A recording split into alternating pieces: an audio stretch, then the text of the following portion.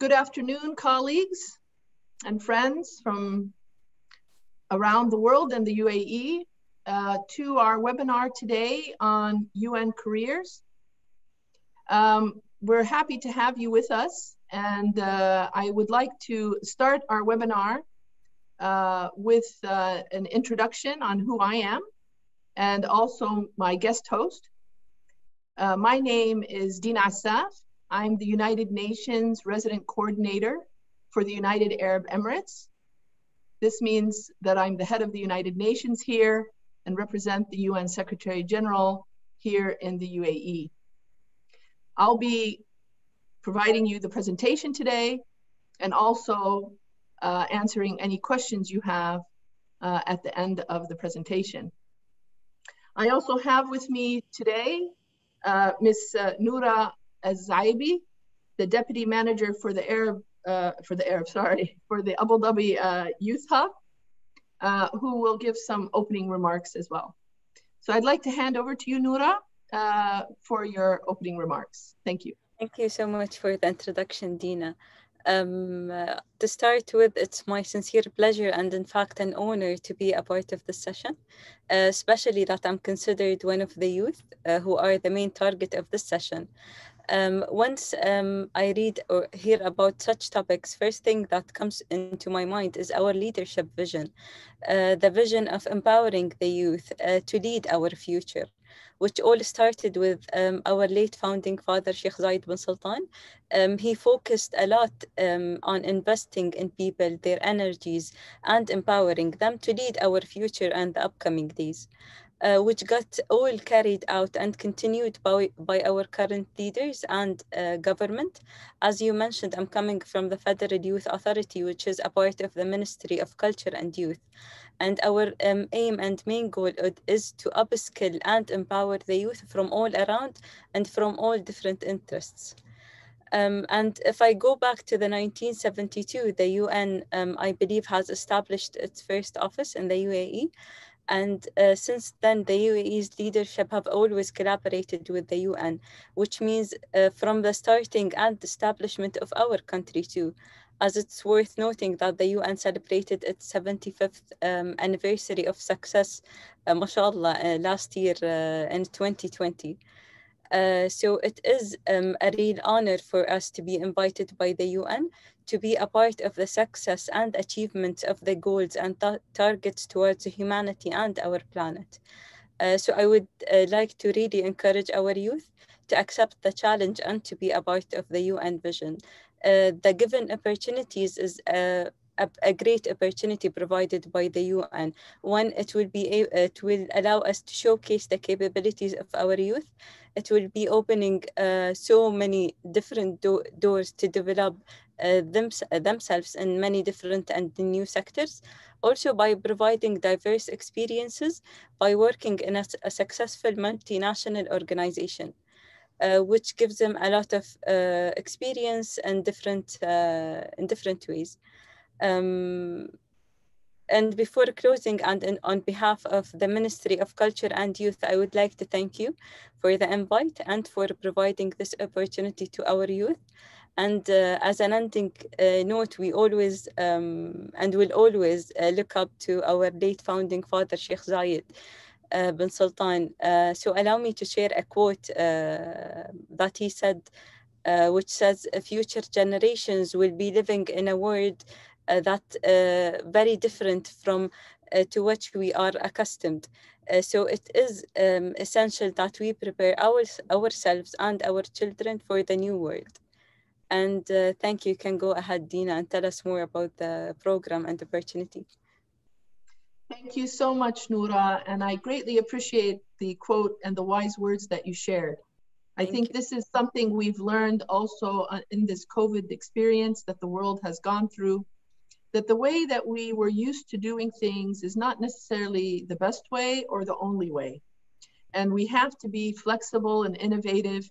And the UAE has demonstrated its leadership, not only in managing this pandemic in such a good way, so we are all lucky to be here in the UAE, but also in demonstrating its support and leadership for innovation and creativity and flexibility in how we do business.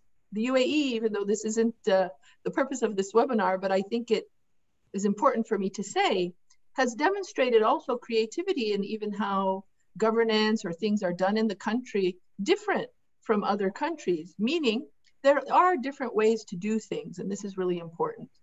For the United Nations, and why I stress that point also, is that for us, we work in, and I'll get to my presentation in a moment, but we work to support countries around the world.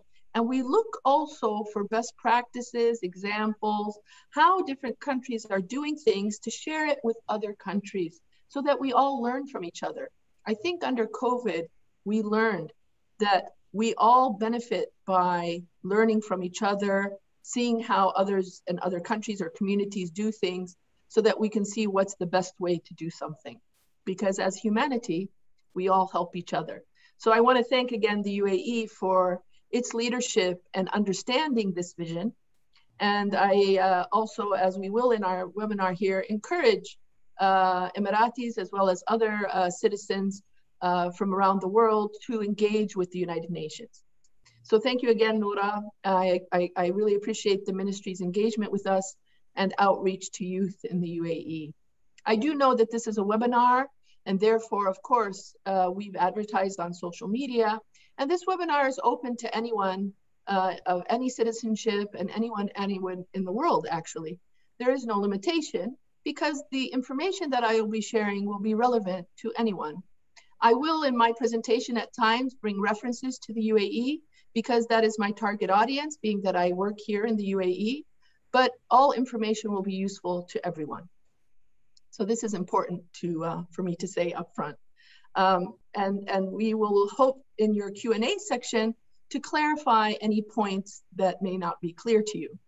So just to reiterate, since some people joined a little later after our opening, for those who joined us just now, my name is Dina Asaf. I'm the United Nations Resident Coordinator for the UAE, which means I'm the head of the UN here and represent the Secretary General in the country. This allows me to support the UAE in all issues related to its work with the UN and for us to support the UAE in its work on various issues, which I'll get to in my presentation. Now, before we start the presentation, I thought it would be important, given that this is a webinar and many people will be joining from different places and have different interests, to do a short survey, which I would like you to take a minute to answer. It has just 3 questions that will give me some background information on who's online so that I can include this information, use this as part of my presentation. So if you could take a moment and answer the questions. There's 3 questions. The first question is, what is your nationality? The only reason I'm asking this is to understand the differentiation of who's here online so that I can provide additional information depending on who's online. The second question that we have relates to the types of careers that you can pursue within the United Nations. Are you interested in working in administration and finance, or research or communications, or are you interested in working in humanitarian work or international development? So these are some of the options, and I think we have an other there as well. And then finally, the third question is in relation to your work experience. Are you in university now, going to graduate soon, or just graduated? Have you already been working and you have some work experience, 2 years or more? So that's what that question is asking.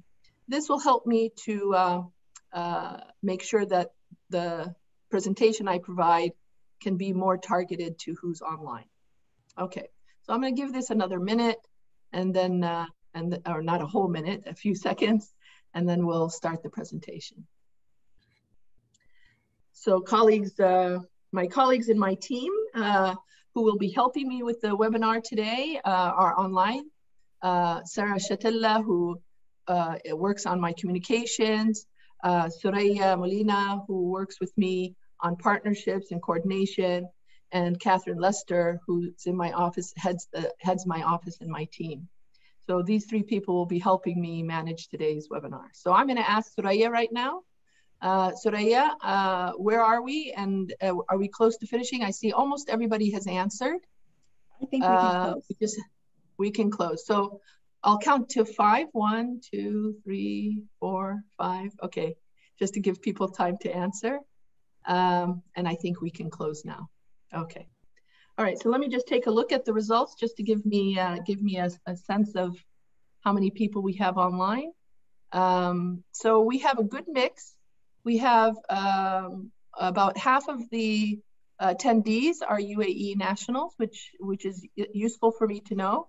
So I'll be stressing some opportunities for UAE nationals specifically in my presentation. I see we also have people from other Arab states and then other, from Asia and Africa, Europe, etc. So it's a nice mix of people. So as I said, all of you will benefit from this presentation. Let me look at the second question. So I'm just looking at the results online. You can't see them. We have a mix also of interests. About half of you, a little more of half of you are interested in international development, which is my forte. The next is also humanitarian affairs, almost equal amount. And others of you are interested in research, like a quarter, or communications and etc. and administration. So that's a good mix. And finally, on years of experience, the majority of you actually have more than 5 years of experience, which is good to know. And then the next group are recent graduates. So, and then in between. Okay, so so this gives me a good sense of of the mix of people that are online, so that I can include in my comments some things that relate to all of you. All right. So Soraya, can we pull up the presentation then? Don't worry, I see some people in the chat saying for example, ICT wasn't included in the survey. Of course, that's also a very important area. I didn't want to make a survey of 100 different options. So we'll get to that in a moment. All of it is relevant. All of it is important to the UN. All right, we can move to the next slide.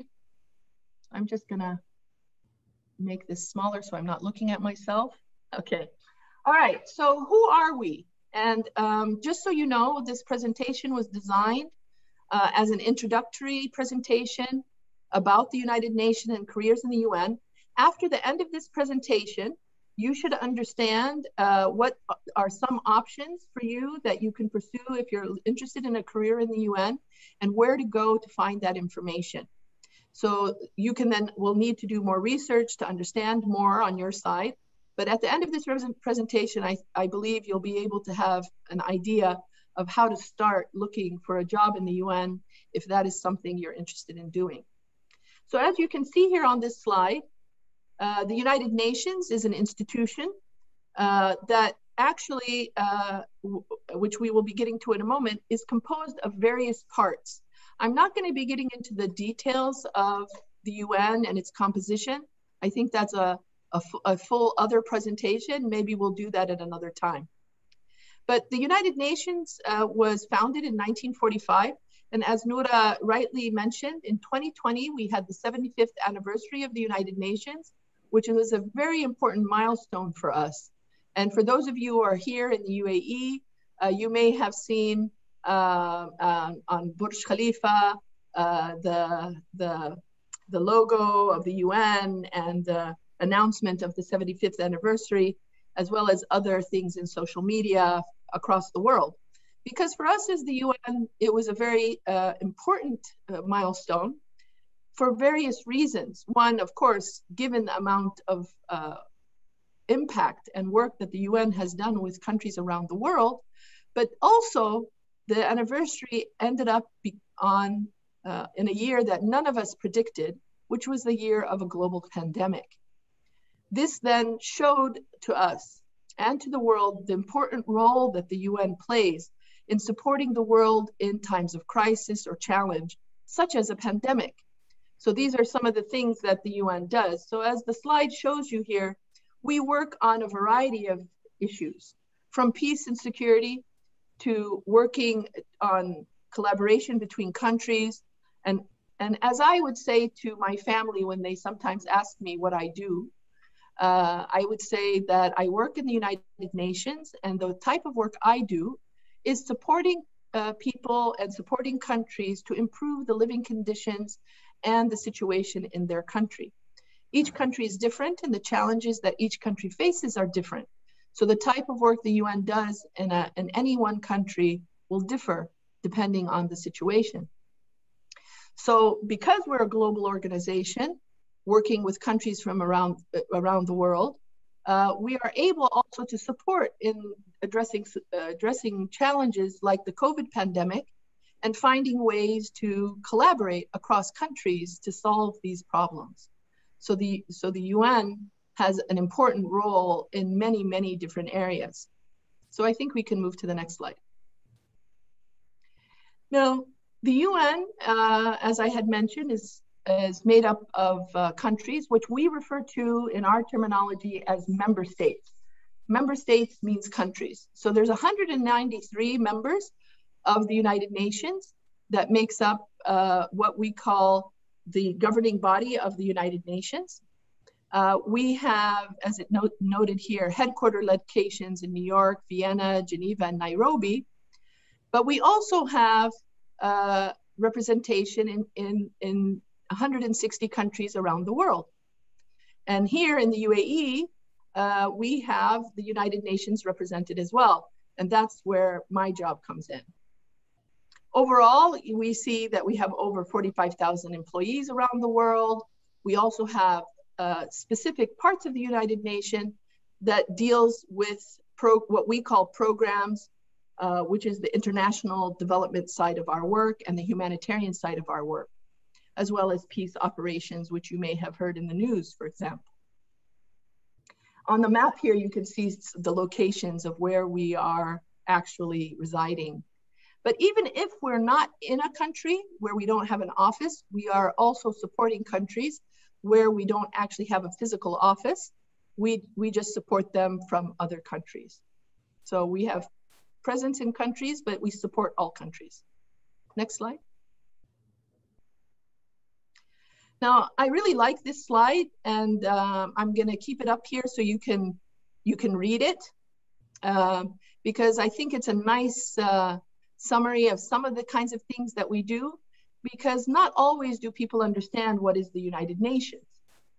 The United Nations is many different things, and we do a variety of things. And here you can see some of examples that gives you an idea of the types of work that employees of the United Nations support. So as I've been talking about the COVID pandemic, and that's up on the top of the list, because that's, you know, something that's really important to us all right now. All of us are dealing with this, and it's something top on everybody's mind. You've heard of the World Health Organization, I'm sure, and that's one of the UN organizations. And the World Health Organization has been supporting the planet in trying to figure out how to manage this pandemic and ensuring that we get accurate information and not misinformation about the virus and how to protect ourselves. In addition, you'll see here, I'm not going to read every bullet, but you'll see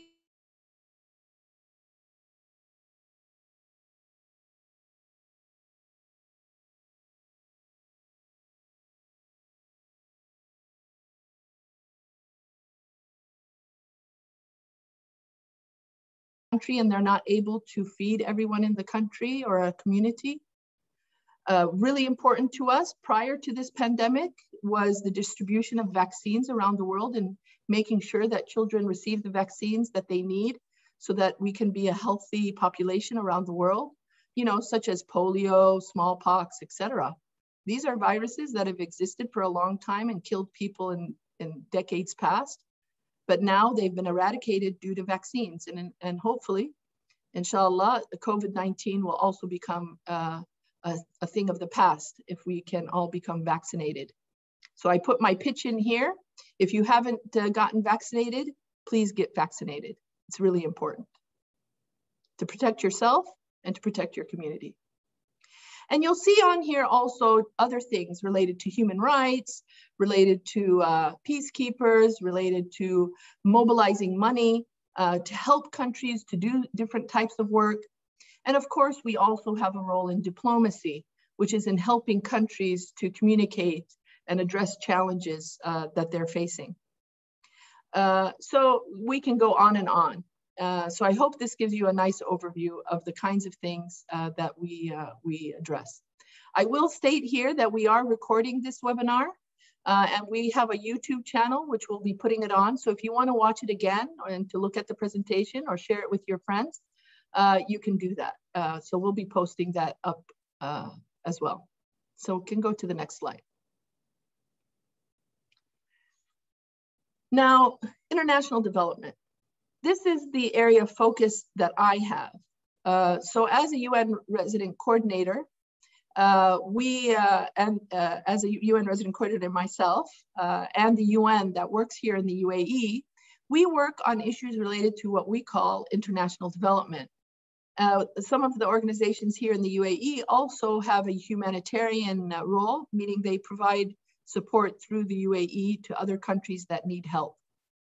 We'll get to that in a little bit later. But international development is an important arm of the UN. And sometimes, especially in the Arab world, there's a misunderstanding about the United Nations, where some people think that the United Nations is only the Security Council or political things. Politics is important, and there are issues that the UN supports member states politically, but that's a different arm of the United Nations. And another part of the United Nations is the work of the international development, which is the part that I work on and the colleagues that I mentioned. We work in international development. International development allows us to support countries to, as I said, improve the living conditions and the situation in the country on a variety of issues, whether it's health or education or anything you can think of, the environment, etc. Now, what we wanted to stress here for you is if you're unaware, you need to do some Googling and research online. If you haven't heard of the Sustainable Development Goals, you need to do some research if you're interested in working with the United Nations. You need to know what are the Sustainable Development Goals. So I'll just tell you very briefly, as this slide says to you, that in 2015, the world came together under the United Nations to say, what do we need to do as a planet to ensure that our future is better overall across the planet? And the discussions that countries had together was, there are certain things that if all of us don't do these things, we will never improve as the world, as a planet. As we've seen from COVID, and COVID has been an excellent example and has shown us things that we didn't know. Other than the virus, COVID has showed us that the virus doesn't know a border. It doesn't care about borders of countries. And if one country doesn't have a good healthcare system, is unable to take care of its population, is unable to provide vaccines, etc., then that affects a neighboring country or even a country far away because people can travel in airplanes. So other than the COVID pandemic, there are so many things that if we don't work together across countries, we will not improve across the world. So one country could say, you know, I don't care. I'm just going to deal with the people in my country. I don't care what happens in other countries. That's not going to work. We are in a world that's interconnected, and one thing that happens one country impacts another country. So the countries came together in 2015 and said, what are the minimum things that every country needs to do to ensure that the planet moves forward in a positive way? And these were identified and grouped. And then there were indicators created and decisions made that all countries would work on these things to achieve them by the year 2030. So the deadline is 2030. So we say that we're in the last decade, and we call it the decade of action, for Agenda 2030. So now you know these words. And this refers to this program that the whole world is following, including the UAE, to achieve the targets that are set in the 17 development goals. And all countries in the world are mandated to work on this. It doesn't matter who you are, whether you're rich or poor, or where you are in the planet, every country in the world are working on these goals. So if you don't know about this, you need to do some research about it because it is core to what we do in the United Nations now. Next slide. So I mentioned the SDGs. These are the 17 SDGs. You'll see here, although my pin moved, that I'm wearing the pin here. I don't know if you can see it, which is the logo for the Sustainable Development Goals. It's there on the bottom right-hand corner. You can see it on the screen. That's just the symbol for the SDGs. So if you see that, you know what it is.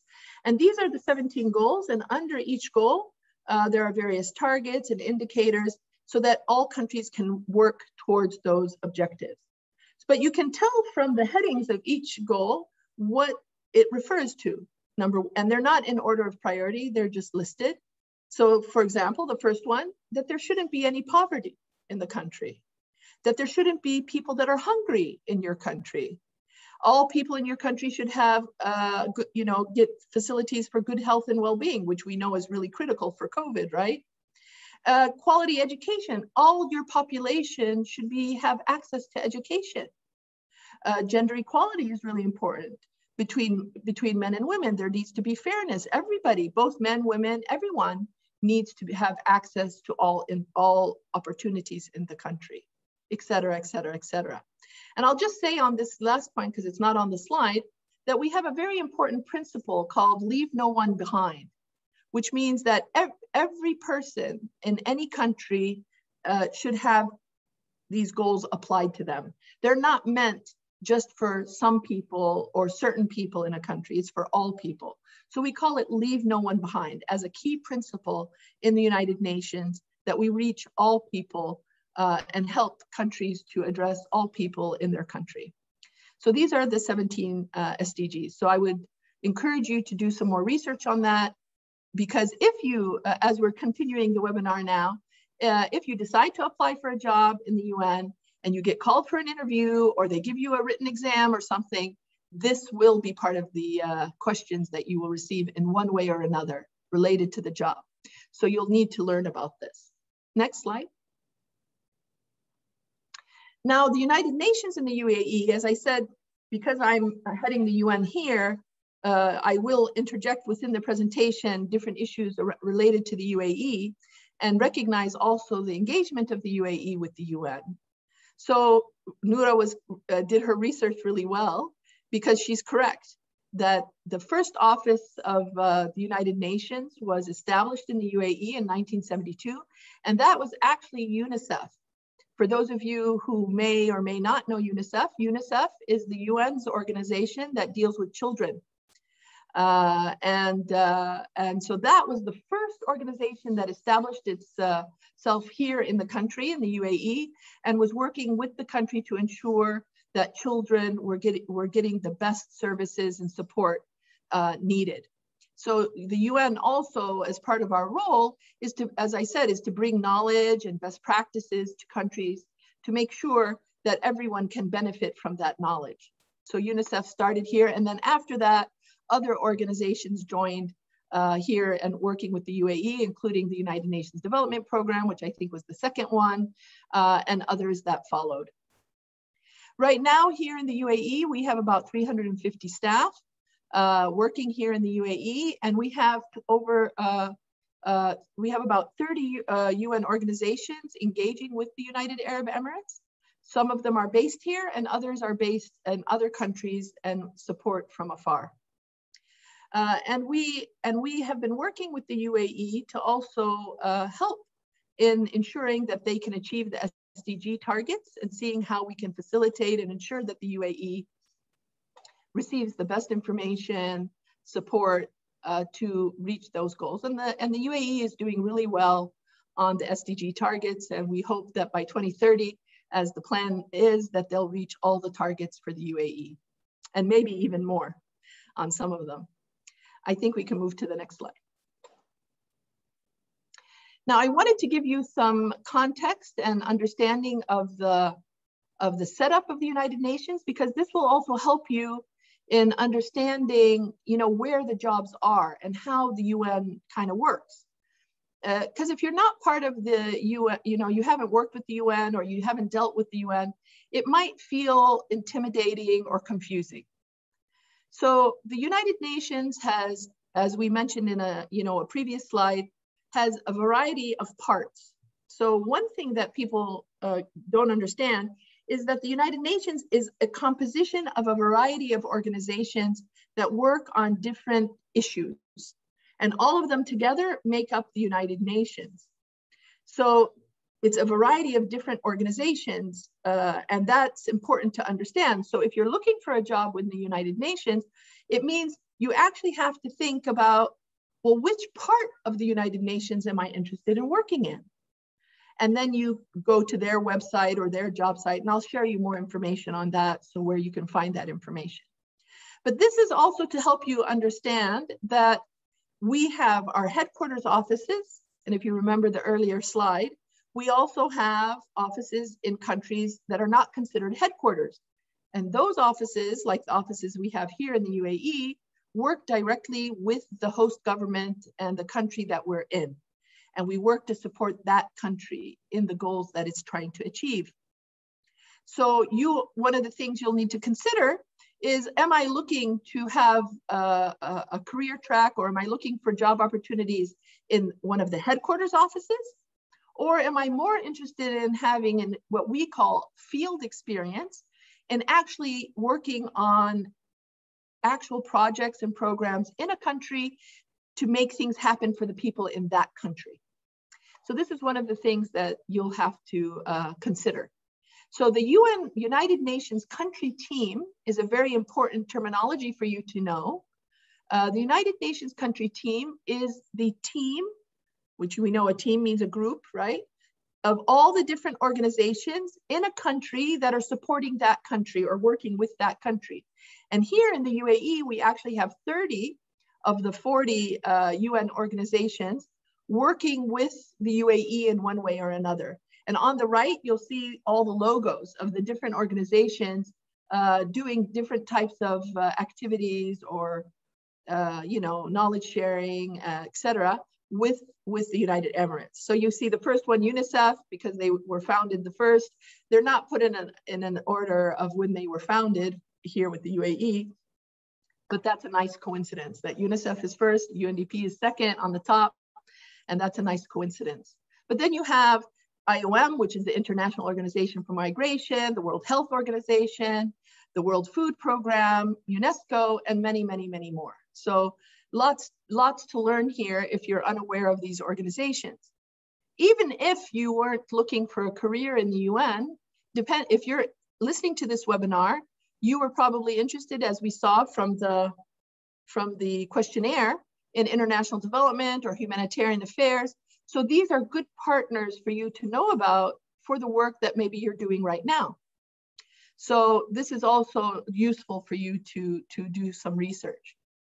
So the important for you to understand is that there are UN country teams in different countries. We have 131 currently, which are where we have offices in the field. My office is called the Resident Coordinator's Office. And in each of these countries where we are, there's a resident coordinator's office who helps to facilitate and coordinate the rest of the UN and country.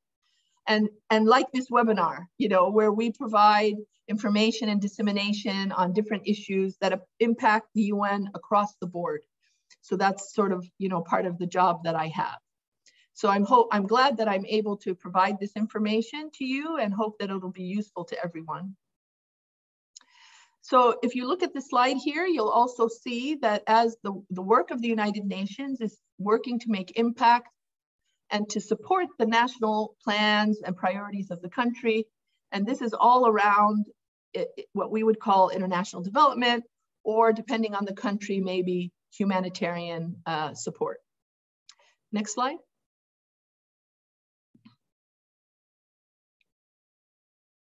Okay. So here we have on the right, you can see a picture of the UN 75th anniversary logo on Burj Khalifa. So that was really cool to see. We were happy that the UAE was able to do that for us. That was from the Ministry of Foreign Affairs that did that in commemoration of the 75th anniversary of the UN. Now, this is a question that you may say, well, this is all very interesting, but you know, why would you want to work for the UN? And you know, what's in it for me? You know, why would I be interested in this type of a career? A lot of people don't know what is the UN, and as I said, they may assume certain things. So this is where I'm trying to help you to see there may be opportunities that you were unaware of. And I like very much here how we have on the slide that many, if not all, the people who decide to work in the UN want to help improve things in whatever it is that they're working on. They want to make a difference for the world. They want to make an impact. And they see the United Nations as an institution that can provide them an opportunity to not only bring their expertise, but to support an institution that's supporting the world to improve how we live and how everyone lives in the world. So this will be, you know, is a strong motivating factor for all of us, because we feel even if we're working long hours or very hard, we feel fulfilled, we feel happy, because we know that the work that we are doing is helping people, helping to improve people's lives, maybe even saving lives, and many times saving lives because of the work we're doing.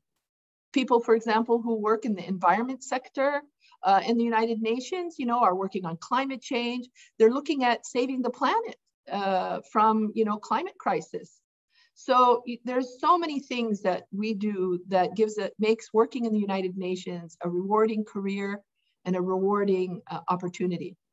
And even for those, because it's an institution, we need people that work on and everything you can think of, from people who actually have technical expertise in a specific area, or everything you can think of from an administration point of view, from finance, human resources, budgeting, etc. We need people who can do research. We need people who have graphic skills. We need IT people, as somebody asked earlier. We need everybody. We need people who have security backgrounds. We need, so every job and every human being that's on this webinar now, whether you have work experience or you just graduated and you're thinking how to move your career and you have a certain interest, you can find job opportunities within the United Nations. Now, you have to also be flexible, because it may mean working in different countries around the world in conditions that maybe aren't so easy, because not all countries or situations are what you might be used to. So you have to decide, you know, how you want your career to go, where you want to live. And these are other decisions that are personal. I think we can go to the next slide. So I think I kind of skipped ahead, but I'll use this slide anyway to reiterate the importance of understanding that the UN doesn't mean one kind of job or one kind of profile. And it's really about going to the websites, looking to see what kind of opportunities are there, and seeing where your qualifications could fit. Now, there's an important point that's listed here that will help people to also understand, especially since we have attending with us today people from different countries, meaning different nationalities. In the United Nations, there's primarily, I'll say, without getting into too much detail, what we call international personnel, and other jobs that are meant only for the citizens of that country. So for international personnel, what that means is that you would be taking a job not in your country. These are the international personnel, like me. I'm not a citizen of the UAE, but I work in the UAE, so I'm considered international personnel. So these types of jobs you're applying to bring your expertise to another country. If you prefer to have a UN career in your country, that also exists, because as I said, you saw there's 130 countries, or 131, where we have UN offices. So in those 131 countries, there are job opportunities that are open only for the citizens of that country. So if you're an international, meaning someone not from that country, you're not eligible to apply for those jobs. They're meant for the citizens of that country. And the reason that the UN has that differentiation is these are different types of career tracks, but more importantly, as the UN, we are working with member states, and the positions that we have in country for citizens of the country help the United Nations, because of course, if we're working in a country to support that country, the citizens of that country have the knowledge, have the networks, have the technical expertise to address the challenges of their country. And then those employees work with the norms and the guidance of the UN as a whole to bring the information to their country. So this is an important thing for you to realize, so that when you're looking at job sites, when you see things that say only for this nationality, etc., you understand why. Okay, next slide. How to apply. Okay, this is an important one because people get confused, and I want to stress some important points here. I'm going to go directly to the one in the middle where you see the word never in red. This is really critical. Because the UN is a large institution with so many different parts, and there's a variety of websites that have different jobs within the UN family, sometimes people can get confused and can also fall for scams. So as we know, there are some people in the world that don't have good ethics and look for opportunities on how to take advantage of other people. So I've seen in my career advertisements, people send it to me and ask me, is this real, etc. And where people are saying, oh, apply to this job, oh, but send me $100 to process your file and whatever. So absolutely never, ever does the United Nations require you to pay money to apply for a job. So if ever you're given a job advertisement and told this is a UN job advertisement and it's asking you for money up front to apply, you know that it's a scam. Just take that from me, no questions asked. We never ask for a fee for people to apply.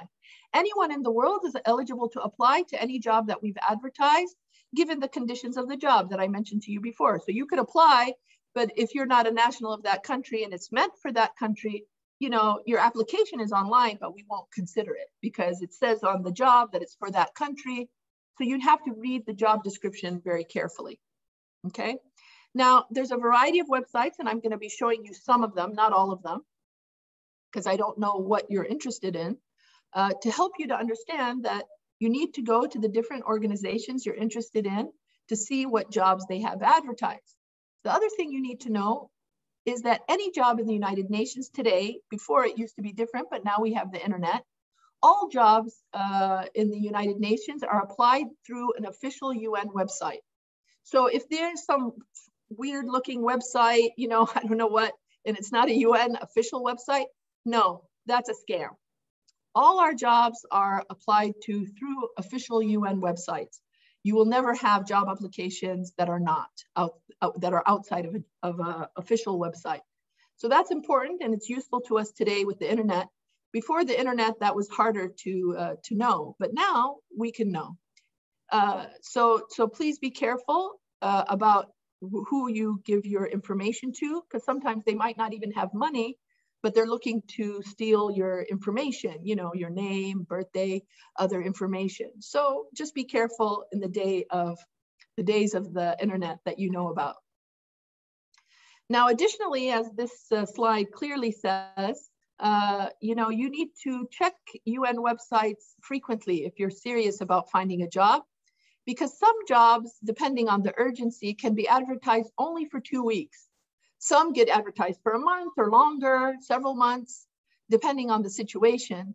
But if you're really keen, I would recommend that you check websites every 10 days or so at maximum, so that you don't miss any opportunities if you're really looking really seriously. So the final point there, you see that, when we talk about job sites, and I'll come to this now, is that sometimes some of our websites include a group of organizations, so not just one. So the UN is more and more moving to see how we can consolidate our advertising. But because it's so many institutions, there actually are quite a few websites. Let's move to the next slide because I think it has the websites. Yes. So this is just some initial information for you. It is not comprehensive. It doesn't include everyone. As I told you, I have 30 members of our country team, but I just pulled up a few because I wanted to just give you some examples. So we have what we call the UN Secretariat. So you know when you see on TV, the United Nations in New York, and you see that big building, that's what we call the Secretariat. And under the Secretariat, there's a variety of UN agencies that all use one website to advertise their jobs. So for example, the jobs in my office, and I have some jobs actually in my office, I'll come to that in a moment. The jobs for the United Nations Environment Program, the United Nations Office for Drugs and Crime. So these are the different initials that you see there, UNEP, UNODC, the UN Office for Coordination of Humanitarian Affairs, which deals with humanitarian work, UN Habitat, which deals with housing and urban planning, UN Global Compact, which deals with the private sector. All of them advertise on that website called inspira.un.org. There are others in addition to those. So that's just to give you an example. Whereas an organization like the Food and Agricultural Organization, FAO, has their own dedicated website for the jobs that they advertise. UNDP, the United Nations Development Program, UN Women, and the United Nations Volunteers Program, as an example, all advertise their jobs on the UNDP job site. And then you have some other organizations listed for you there for easy reference. Now, you'll also find when you search online for jobs that there are different websites that collect information to help you search, even on LinkedIn, I think there's advertising and different things. So as I said, these sites are good to use. When you click on the links, if it takes you to a UN website to apply, you're good. But if they're asking you to apply somewhere else, put a question mark. Always go back to the original agency to see if that job is real. One website that I don't have listed on the slide that I like to use and I recommend, which is not a UN website, it's done by a private citizen who created an IT platform to collect UN jobs from across many UN agencies, is unjoblist.org. So somebody can put that in the chat for my team. This is a good one. It's not a UN official website. I just need to say that, but I've always used it because I think the person that designed this did a great job. And it's a good place to go for an initial search because it searches across 30 or 40 UN agencies. And what I would recommend is if you use that site or other ones like it, you then go to the host agency that you're interested in and double check and make sure you're not missing anything that maybe didn't get caught in that website. And always apply on the official website. So that's my key reminder. Okay, next slide. I'm coming towards the end and then we'll open it up for questions. The application process is also very important in the United Nations. And you need to understand that depending on the situation and how many applicants they've received, sometimes the application process can take a very long time, sometimes. Because jobs that are open to the whole world, you can imagine that sometimes a job could get hundreds and hundreds of applications. The United Nations wants to make sure that it's being fair to all applicants. So we actually review every application that we receive on our websites, meaning we check to see, are they eligible to apply for this job? If they're eligible, then they goes to the next stage. Then you look and see if they meet the minimum requirements. And that's a key indicator for you. Always look in the UN. They'll have a section in the job description that says minimum requirements. If you don't meet the minimum requirements, you're not going to move to the next step. There are sometimes on the job advertisements, a section saying desirable. requirements or something like that. Those are not required, they're like added, you know, like if you have that, it's a bonus. But where it says required or minimum requirements, you need to look at that carefully, because if you don't meet those requirements, your application won't move forward. And for example, some of the requirements might be the number of years of experience, work experience that are required, or maybe there's a language requirement, or maybe there's a certain technical expertise that's required. Let's say it's a job for accounting. The job description most probably is going to say that you need to have experience in accounting, and maybe you need to have a certain type of certification to move on to the next step. So look at that section very carefully to know whether your application is going to be considered. And as I said, there's so many jobs out there, you'll eventually find things you can apply for.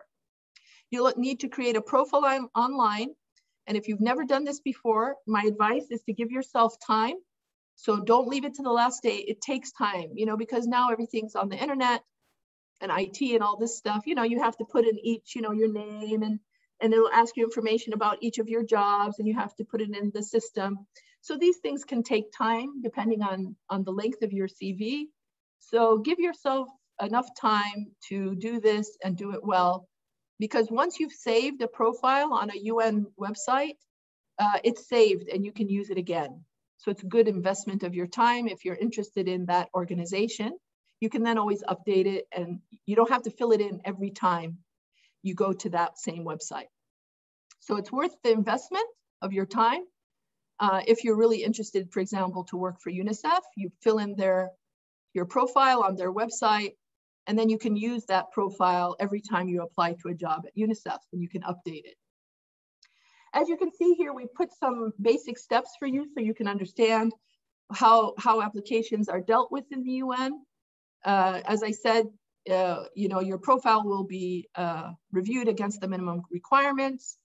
There could be an evaluation of different kinds depending on the job, especially if there's a technical job. They may give you a written test of some kind. They may even have more than one interview. It's not always one. It just depends on the job. So you'll know, they'll inform you if you get shortlisted for that process. And then of course, they will be asking you for reference checks. And if it's your first job in the UN, you'll need to make sure you have the information. They'll ask you for the certificate of your degree. If you say you have a university degree, they'll ask you to provide the diploma and things of this nature. So, you know, you need to get your information in order. One last thing I want to say about the application process is that the United Nations usually uses in its, at least one of its interviews, if it does more than one, what it calls a competency-based interview. You can learn more about that and what does that mean? What is a competency-based interview? By going to the website careers.un.org. So there's more information there about what that means. And I'll just tell you in summary, what it means is that the UN is looking for, in its interviews, what skills you've been able to demonstrate and what behaviors you have around certain competencies. And what's a competency? Let's say a competency could be like teamwork, it could be negotiation skills, it could be leadership skills. So under those competencies, how can you demonstrate in the interview that you have that competency? What kinds of things can you give them as examples to show that I'm a good team worker? So that's in summary. If you go to our website, they have an explanation of the type of interview so that you can prepare appropriately and make sure that you have good examples for the interview. So that's also very important. Let's move on so that I can get to the Q&A. Conditions of employment. I think this is really important to stress because people ask about salaries in the UN and how does this work, etc. In general, in the United Nations, and well, in specific, everyone, if you get a job in the UN, of course, there's a salary, and I'll talk about that in a moment. And then you get health insurance and some other entitlements depending on your job. Now, the salaries of the United Nations are determined based on analysis. So you might say, oh, but Dina, you know, can you just, you know, give me a better salary if I came and worked for you? And I would say, no, unfortunately, I don't have control over the salaries of the staff that I hire. It's similar to how it's done in governments, where there's a structure and there's steps and so on, and it's very specific. So depending on the number of years of experience you have and even how many children you have, etc., they then say, okay, this person fits here and this is the salary. And everybody that has the similar years of experience and similar family situation will get the exact same salary. And so there's like a whole structure to it. But these salaries are competitive, meaning for the international types of positions like mine, the United Nations every couple of years does a comparison for jobs in the same category across the world to make sure that the UN's jobs and salaries are comparable, not higher by a lot and not lower by a lot of jobs of a similar category across the world. For the jobs in the country, they will do the same analysis at the country in the country they're in to say a job for national citizens of that country in this type of job, what are the salaries in this country, so that the UN gives something similar, not much better. It's usually better, but not like the best in the country, and not the worst in the country, so that we are providing a competitive salary similar to what is expected in that country. Okay, so that's just some general information for you. Next slide. I wanted to also, and this is, I think, very useful for those of you who, about half of you said that you are new graduates, for example, or have less than 2 years of work experience, etc., or even just 2 years of work experience. One opportunity you might want to look into is the website for UNV, United Nations Volunteers, the unv.org. Contrary to what some people assume, when we say United Nations Volunteers, it doesn't mean that you're working for free.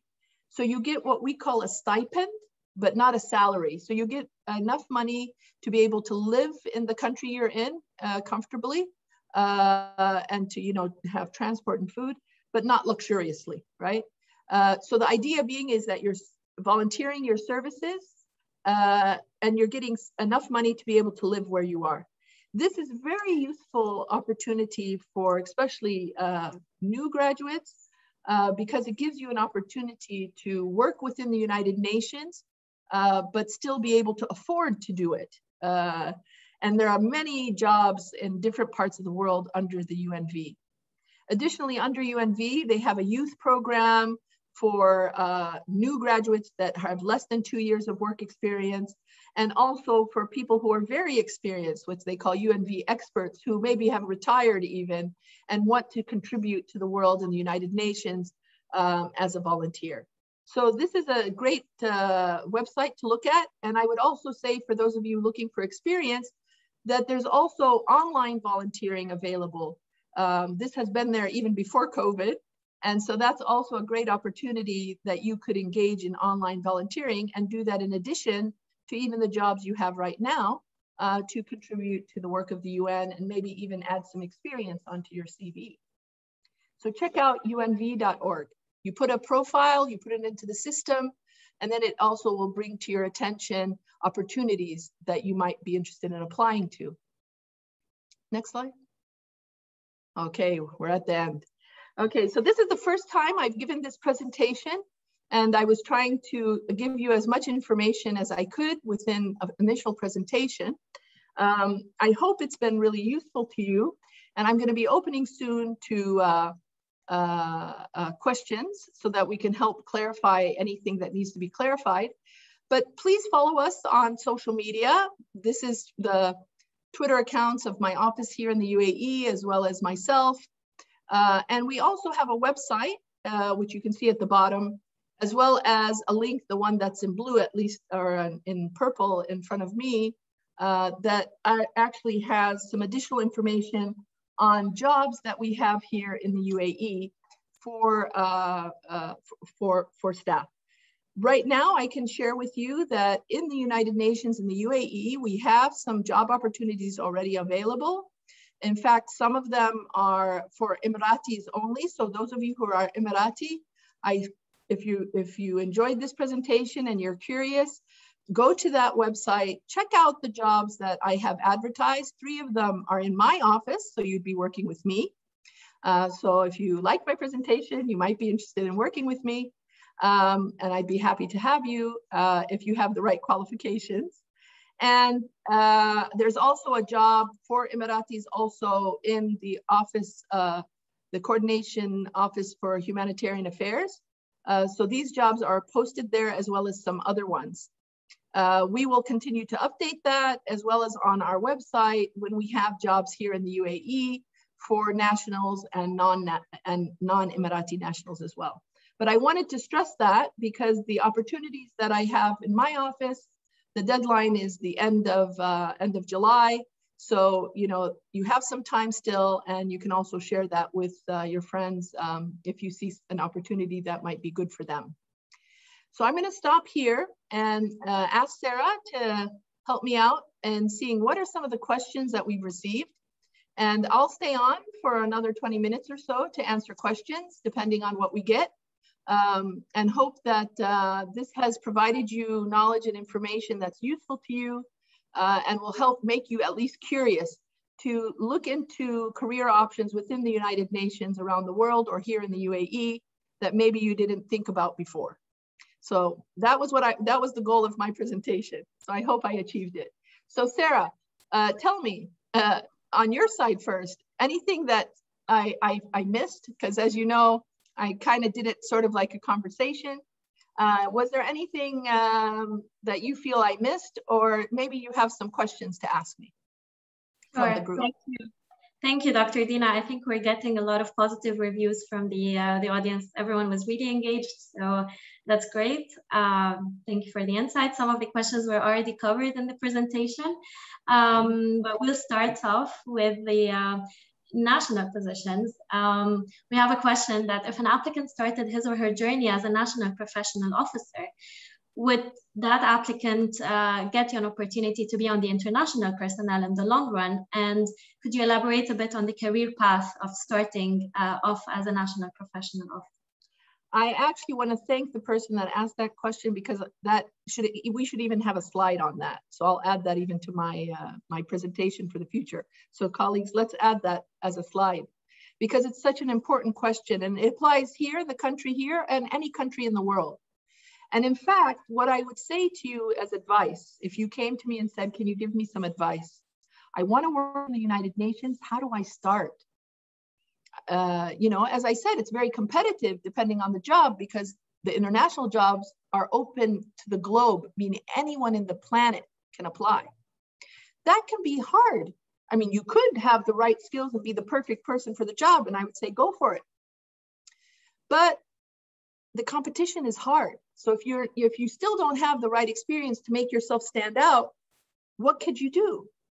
Starting as a national officer in your country of citizenship, so all of you are from different countries, is one of the best ways to have a career in the UN.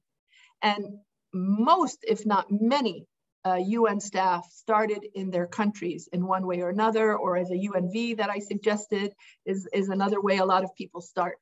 Because it gives you an in, and you start to understand the UN, and you build experience and a portfolio and an expertise, and you build references. So yes, the answer to your question is, as a career track, starting as a national officer is a superb way to start a career in the United Nations.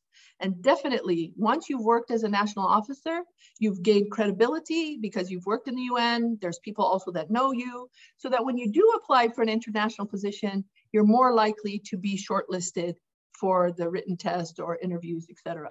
So I would highly encourage that as a method of starting in the UN. Great. There are also a few other questions of what if you are an UAE resident but not a national? Do you still have opportunities to join the United Nations in the UAE, and how can you find such opportunities? Okay, yeah, of course, as I said, we definitely have also jobs here in the UAE that are for not only for Emiratis, because we have jobs that are only for Emiratis, as I explained, and we have jobs that are open to others. So again, the different UN agencies that we have here, depending on who you're interested in working with, will advertise on their websites as well. So if you went, for example, I'm just going to pick it just for the, came to my brain, the World Food Program. The World Food Program has a very large office here in Dubai, in the International Humanitarian City. It actually has one of the largest footprints of staff here. But you would think to yourself, World Food Program, why do we have the World Food Program in the UAE? It's not like, you know, the UAE needs food. I think there's lots of food in the UAE. We don't have problems accessing food. No, the World Food Program here in the UAE is actually a global office, meaning the office here is actually working to support countries outside of the UAE with food. And the UAE is actually one of our generous donors and supporters in helping us to reach the planet, you know, from Dubai. So they have on the WFP website, if you go on to their website, which is they will advertise and it'll say Dubai. And it'll say whether it's for nationals only or if it's open for others. So when you go to the websites, they're very clear as to which jobs are for nationals and which are open. So the answer to your question is, depends on when jobs are advertised, like any place else. And yes, there are opportunities for non-nationals as well. On my website, the link that I gave you, there was a few listed already. I don't think it includes everything here because I've just started to do this. So if you're interested in the World Food Program as an example, I would go to their website, FAO, etc.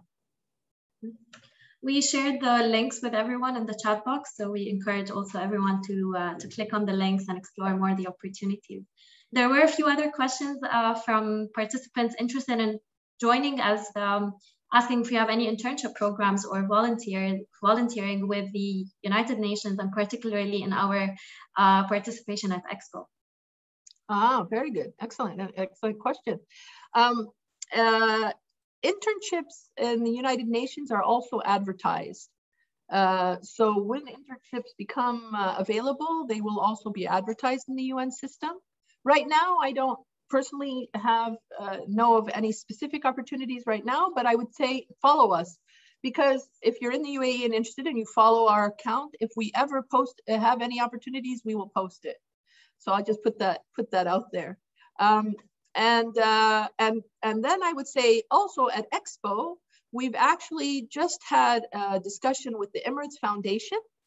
So if you're really interested in supporting the United Nations at Expo, run quickly after this webinar, go to the Emirates Foundation website, sign up as an intern with them.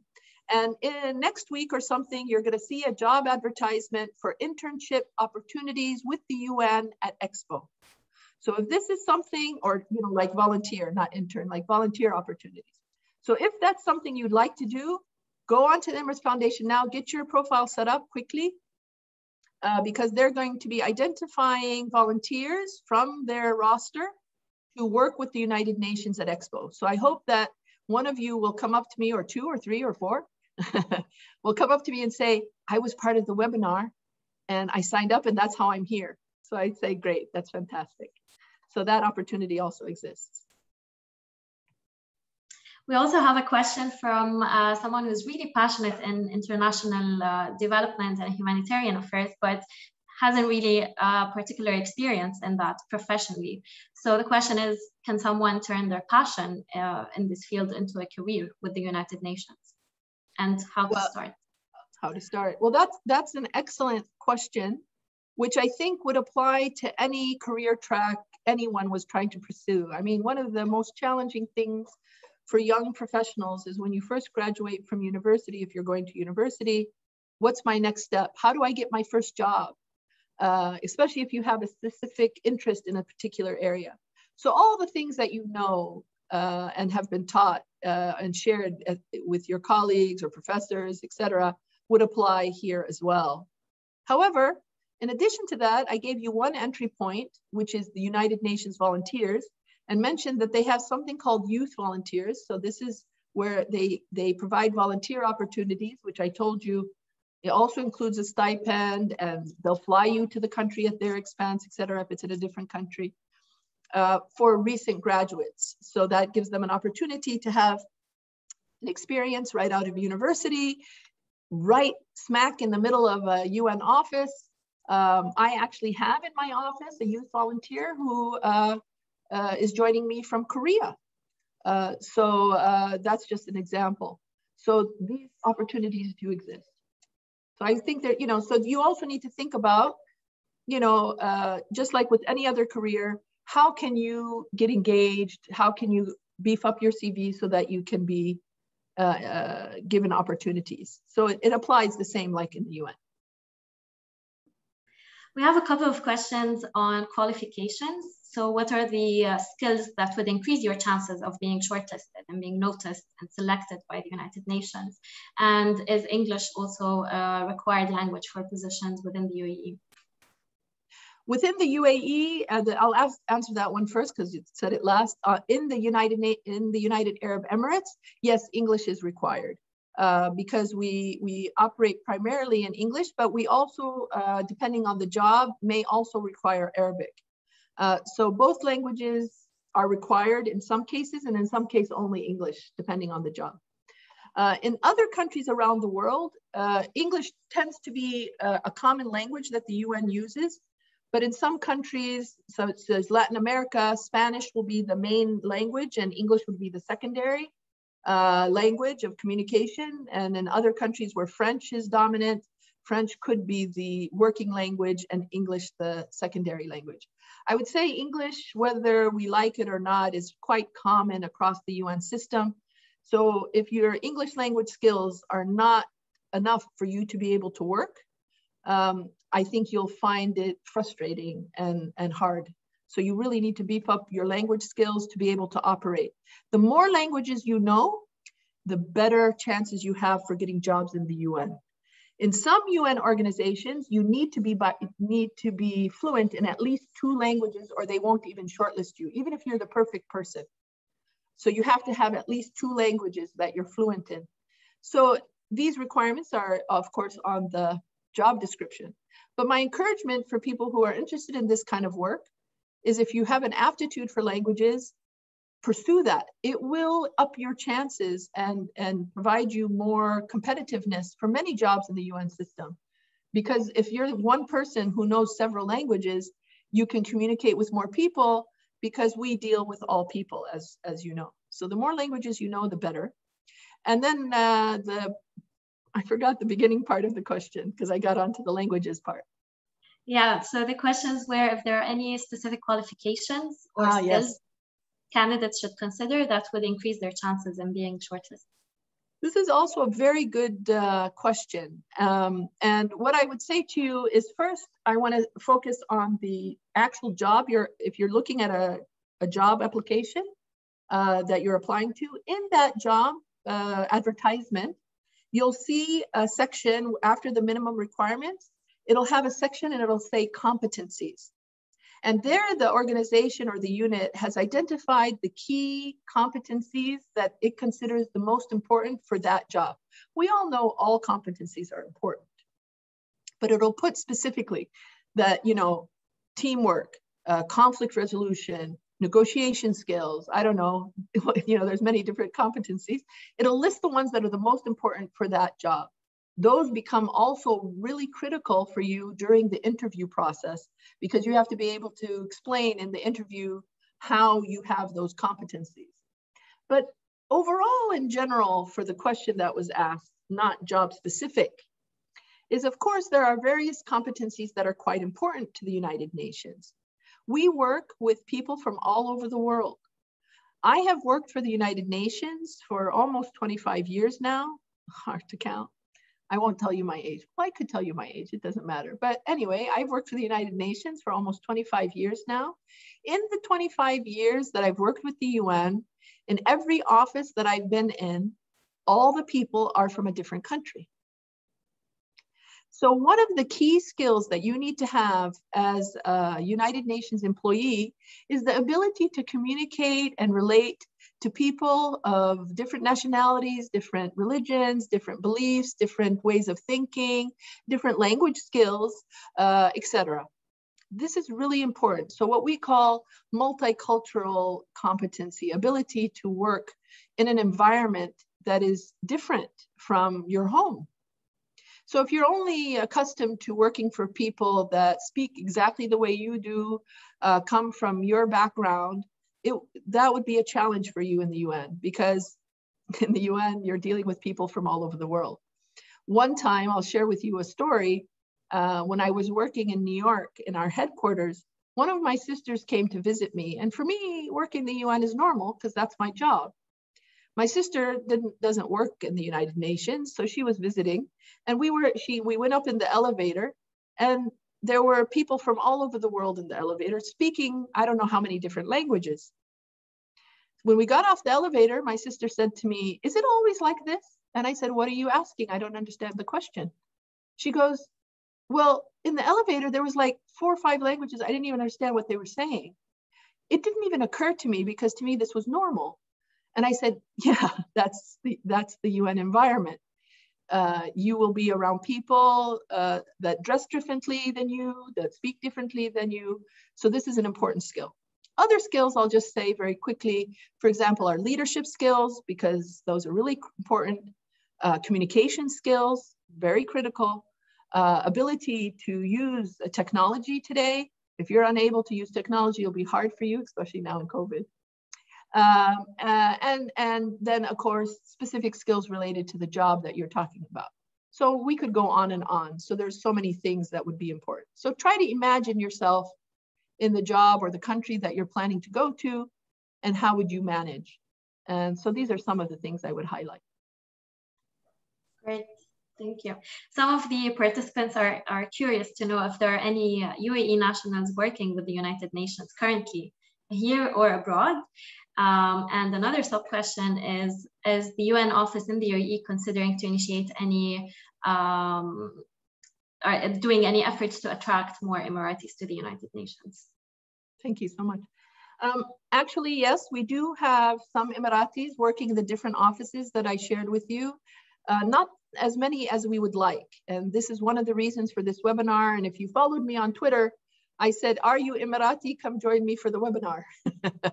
Because we would like to help increase the presence of Emiratis within the UN system, as we think it's, well, we know that it's underrepresented. Underrepresented is the word we use, meaning not as many Emiratis are in the UN system as other nationalities.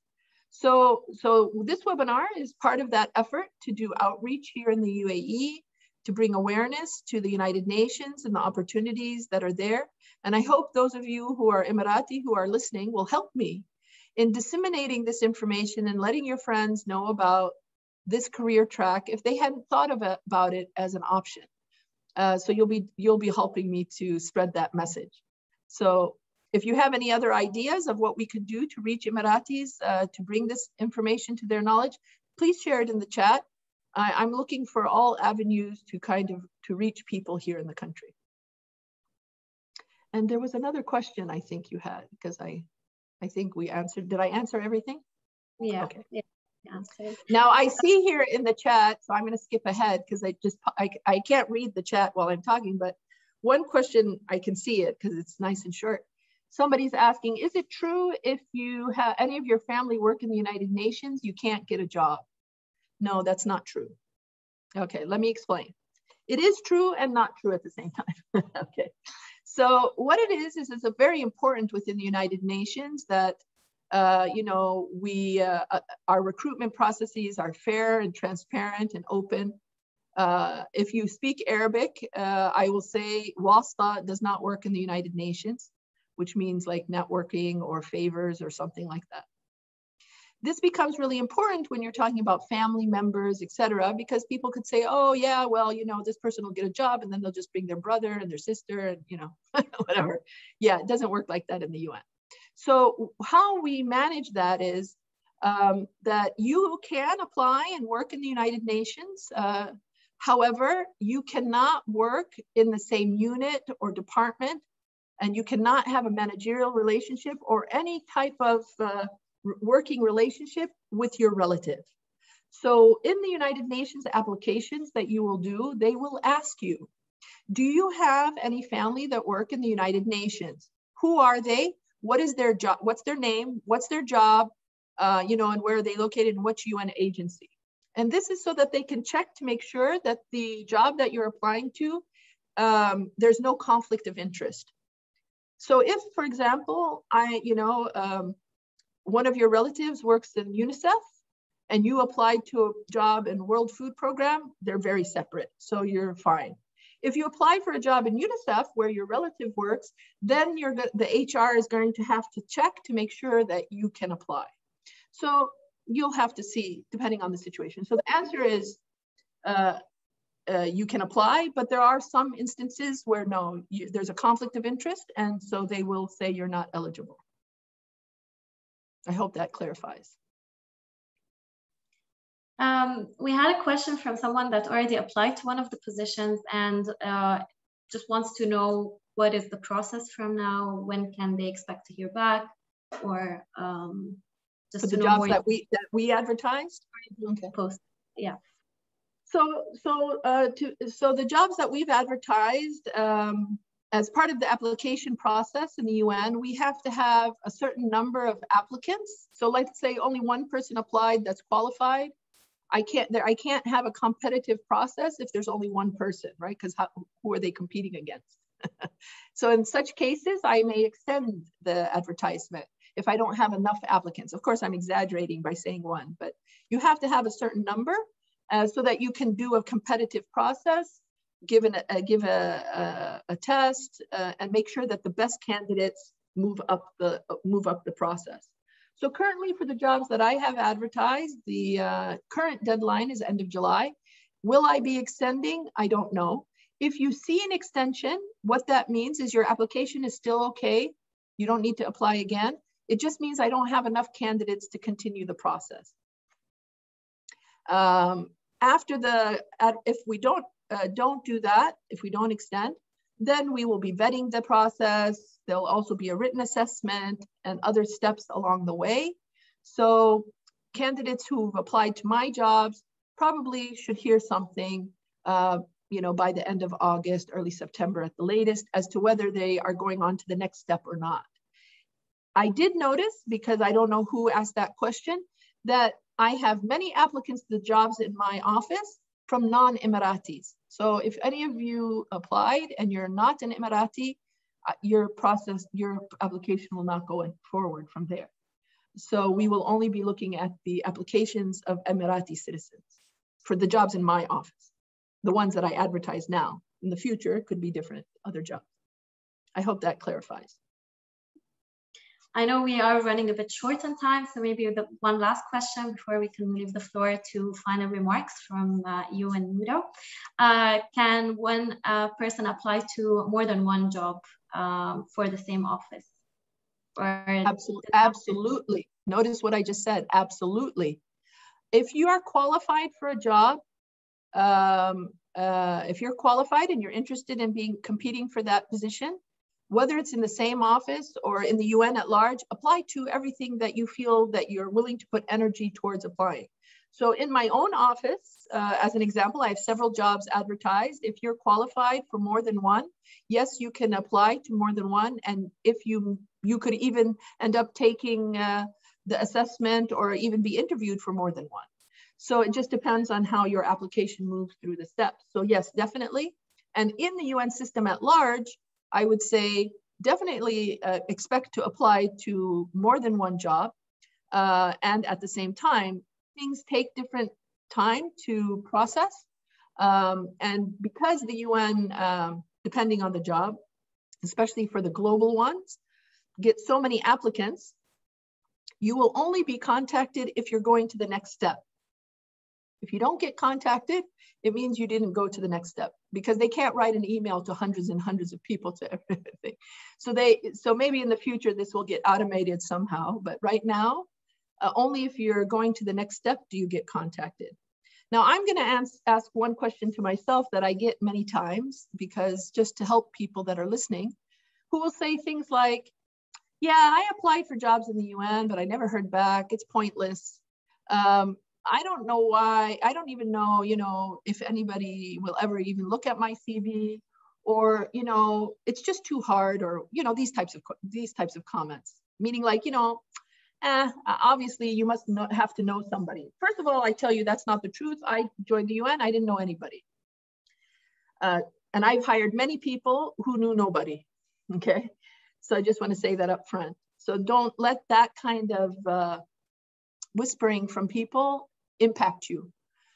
Jobs in the world, as we know, are competitive, whether it's in the United Nations or in any discipline in the world. And so I joke, but not joking at the same time, whether it's with the United Nations or any career or opportunity that you're looking for in your life, I can guarantee you 100% that you will not get the job if you don't apply.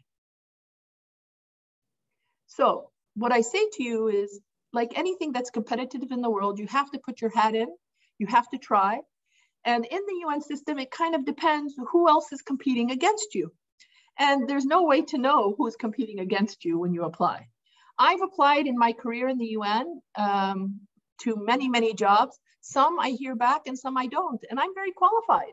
Some I even look at, I go, I can't believe they didn't think to contact me. I don't understand why, but I go, okay, I don't know who else applied. So, it's a competition, and maybe they had enough people at the highest level. Maybe I was number 11, and they took the top 10, I don't know. Nobody's going to share me that information. So I didn't make it. It's okay. I applied to something else. So please don't let that deter you. It's just part of how the world is now, also with the interconnected world we have, where opportunities are available. So we have to compete. If you have a good CV, you have good qualifications, at some point you will find yourself being interviewed. And then you need to prepare to make sure you do well in the interview. So don't give up. It's like any career in any institution. Anything else that you think would be helpful to share at this point, Sarah? There is just a few questions from people asking to know more about the Young Professional Program. So I'm not sure if you would like to address that as well. Sure, I can address that quickly. So the United Nations, I'm very impressed that somebody knows what that is. That's good. That means you've done some research. So the United Nations also has something called the Young Professionals Program. What that is, and you can look it up online if you Google it, you can find it. I don't know when the next cohort will be going through, because with COVID, they postponed things. But the Young Professionals Program is a recruitment program for young professionals into the United Nations at the international level, but like at the beginning steps of that process. And it's a competitive process that is given to nationals of countries that are underrepresented. So as an example, I mentioned the United Arab Emirates. It's one of the countries that is unrepresented, so that it qualifies to compete for the Young Professionals Program. If a country is overrepresented, like has many nationals in the UN, those nationals don't get to sit for that exam. It's an exam. If you pass the exam, you then get put on a roster, and certain job opportunities are provided to you to help facilitate your entry into the United Nations. So what I would say, since we have a mix of nationalities online, is look this up as an opportunity if you are under the age, I believe, of 32. So it has a cutoff because it's called a Young Professionals Program. So you have to be, they have rules, it's online. You can't be older, I think, than 32 to apply. If you're younger than 32, meet the minimum requirements, are interested in the areas that they will be giving exams in, because there'll be specific areas, communications, humanitarian affairs, political, whatever, you can then apply and then take the test. If you pass the test, it's an entry point into the UN. So this is another opportunity. Somebody I see my colleagues put the link there for you. That's great.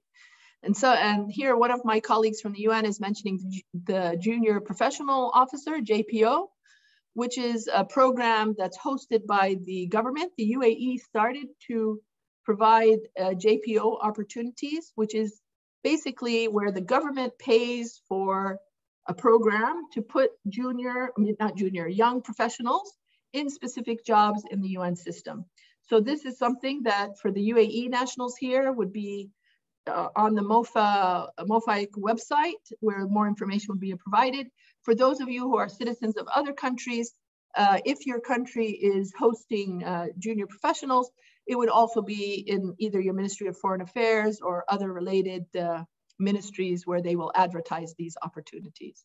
So again, there's different ways to engage with the UN, and these are all excellent that people have raised these ones. Anything else? Thank you so much, Dina. I think we've covered most of the questions, if not everything. Okay. So we encourage everyone to, if they want to learn more, to go on the websites, check every job requirements, and then if they have any questions, to reach out. Yeah. I mean, in the end, so someone here, I see somebody, because it's at the very end, says, please answer my question. So Salma, you're saying, please answer my question. I don't know, what is your question?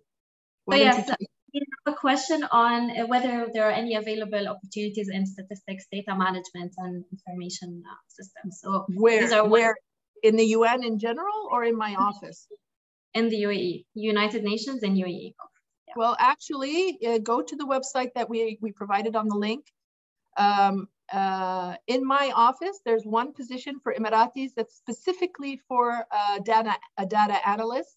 And so this position would apply to if you're an Emirati. So please check it out. And of course, within the UN system at large, of course, these types of jobs exist everywhere. Yeah. Okay. I think this was a great introduction. We went almost about an hour and a half. I think that's a nice introduction. Noura, what did you think? Thank you so much, Dina, for the great presentation, even Sarah. Honestly, it makes me so happy and so proud seeing this number of youth are interested in such topics and such careers. So I wish you the best of luck, inshallah. Thank you.